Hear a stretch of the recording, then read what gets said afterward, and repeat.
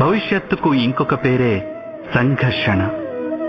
హృదయంలో ఏదైనా కోరిక జనించి అది అసంపూర్ణంగా మిగిలిపోతే ఆ హృదయం భవిష్యత్ ప్రణాళికలు వేస్తుంది. భవిష్యత్తులో తన కోరిక నెరవేరుతుందనుకొని కలలు కంటూ ఉంటుంది. కానీ జీవితం రానున్న భవిష్యత్తులోనూ లేదు, గతంలోనూ ఉండదు. జీవితం అన్నది ఈ క్షణంలోనే ఉంటుంది. అనగా ఈ క్షణాన అనుభవించేదే జీవితానుభవం.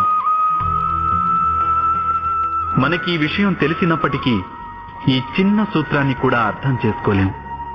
గత స్మృతుల వలయంలో చిక్కుకొని కొట్టుమిట్టాడుతూ ఉంటాము, లేదా రానున్న భవిష్యత్తు కోసం ప్రణాళికలు వేసుకుంటాం. కానీ జీవితం